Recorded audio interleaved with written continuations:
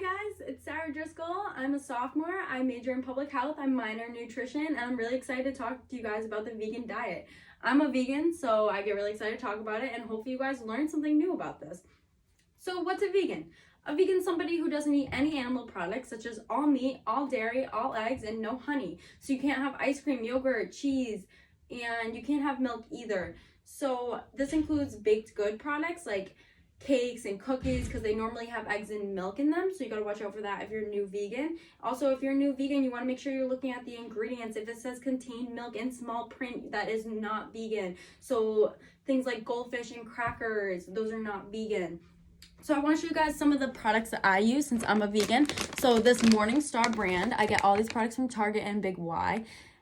So it is made like a meat substitute. So it's made to taste like buffalo chicken, which I'm obsessed with. So I love this because it's high in protein. It has 13 grams of protein, so I'm not protein deficient, which is great. This is vegan cream cheese made from coconut milk, which is awesome. This is vegan ice cream.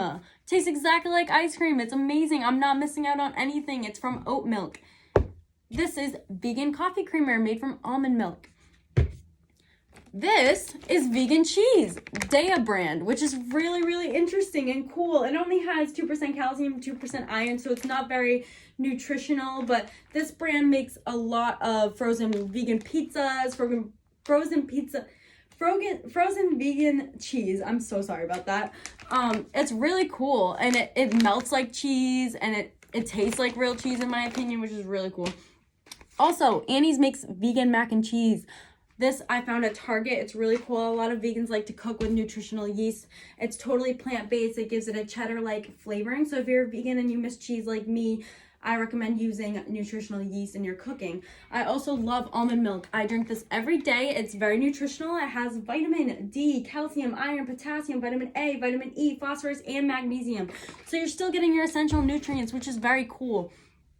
Many of you guys are probably wondering, how did they make the Morningstar brand? Why is that even a thing? So according to New York Times newspaper article titled, "How do they make plant-based meat behave like beef?" This is dated on March 3rd, 2020. Restaurants use coconut oil as their primary fat, producing a mouth-coating texture similar to animal fat. So this is when you go to a restaurant and you order the Impossible Burger and it's very juicy like real meat and you're like, what? Why? That's because they use coconut oil. So how does it taste like meat? According to the same news article, they don't want to disclose that information. The Impossible and Beyond Meat industries do not want to disclose the information. A little bit sketchy, but it's still safe and it's still vegan, and I understand that they don't want the whole world knowing. So, however, it said on the same article that the texture is from soy and potato protein, which is really interesting. So why do we become vegan?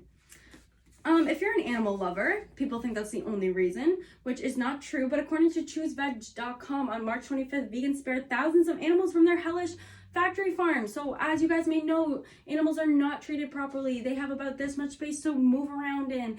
It's very dirty in there. They're being abused. I mean, I know all meat industries do not abuse their animals, but most of them do. According to the same website, vegans also cut off half their carbon footprints in half, which is great for the environment. Also, according to the same website, you can live up to 4 years longer if you're a vegan. Also, you have lesser risk of a stroke, and you're also saving 1,100 gallons of water a day. This is because the meat industry wastes 1/3 of drinking water a day, which is so selfish of them, in my opinion. So, according to Healthline.com, being a vegan can reduce the risk of excess weight, heart disease, and even some types of cancer, which is really, really cool. So if you want to be a vegan and you're worried about if it's safe or if you're getting enough protein, the answer is yes. That's the short answer. However, you need to get your supplements. You need to make sure that you do your research before you become a vegan. So vegans lack vitamin B12, vitamin D3. These two vitamins are not contained in any plant sources, only animal sources. So you want to make sure you're taking those supplements every day, unless you're having foods that are fortified with those supplements. So that means like breakfast cereals. That means like they're not naturally, but they're made with it, like vitamin water as well. So I personally interviewed my friend who is a vegan who wants to remain anonymous, which is totally okay, but she developed some shortness of breath, some weakness, and she went to her doctors, and her doctors told her that she was developing a vitamin B12 deficiency. Luckily, they caught this in time, but this is a great example of how important it can be. She told her that if she didn't catch it in time, it would be very, very serious for her. So a vitamin D3 deficiency can include cancer, depression, and impaired brain function. So you can see how serious that really is. So you really want to make sure you're taking your supplements every day if you're a vegan. So also you want to take iron, because low in iron, which iron is found a lot in red meat. So if you're low in iron, then you can have anemia. And anemia is when you feel really cold and weak and tired, and it's not very good.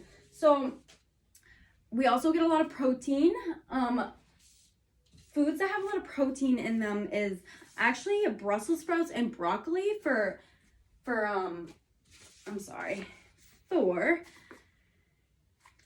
vegetables. Also, there's a lot of protein plant-based powders, and there's bars like Lara bars that have a lot of protein in them. You just gotta look it up online, plant-based protein powders and plant-based protein bars that are vegan, which is really, really cool.